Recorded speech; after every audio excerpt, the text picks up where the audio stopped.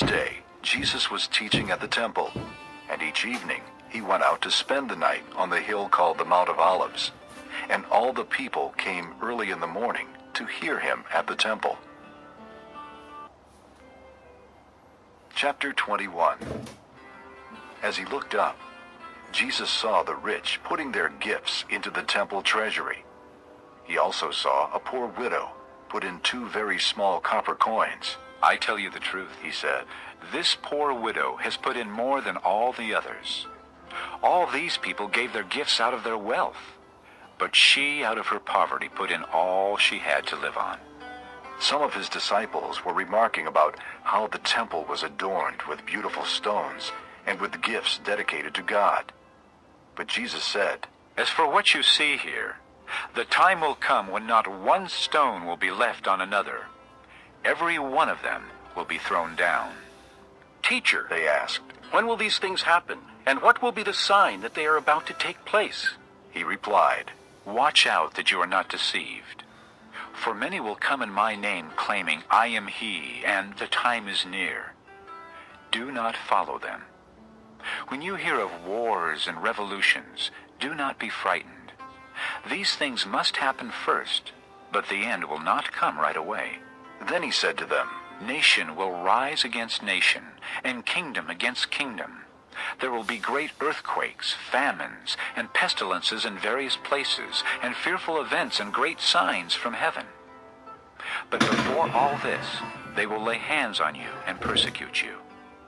They will deliver you to synagogues and prisons, and you will be brought before kings and governors, and all on account of my name. This will result in your being witnesses to them. But make up your mind not to worry beforehand how you will defend yourselves. For I will give you words and wisdom that none of your adversaries will be able to resist or contradict. You will be betrayed even by parents, brothers, relatives, and friends, and they will put some of you to death. All men will hate you because of me, but not a hair of your head will perish. By standing firm, you will gain life. When you see Jerusalem being surrounded by armies, you will know that its desolation is near. Then let those who are in Judea flee to the mountains. Let those in the city get out, and let those in the country not enter the city. For this is the time of punishment, in fulfillment of all that has been written. How dreadful it will be in those days for pregnant women and nursing mothers. There will be great distress in the land and wrath against this people. They will fall by the sword and will be taken as prisoners to all the nations. Jerusalem will be trampled on by the Gentiles until the times of the Gentiles are fulfilled. There will be signs in the sun, moon, and stars. On the earth nations will be in anguish and perplexity at the roaring and tossing of the sea.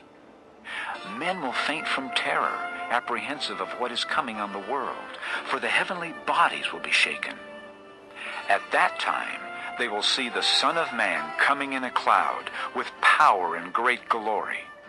When these things begin to take place, stand up and lift up your heads, because your redemption is drawing near." He told them this parable. Look at the fig tree and all the trees.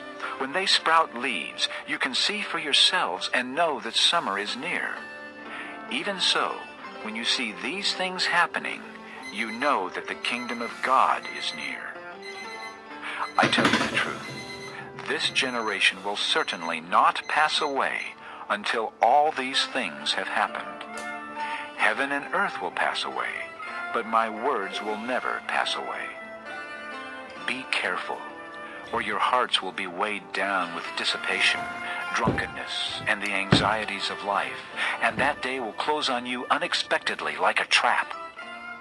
For it will come upon all those who live on the face of the whole earth. Be always on the watch, and pray that you may be able to escape all that is about to happen, and that you may be able to stand before the Son of Man. Each day, Jesus was teaching at the temple, and each evening he went out to spend the night on the hill called the Mount of Olives.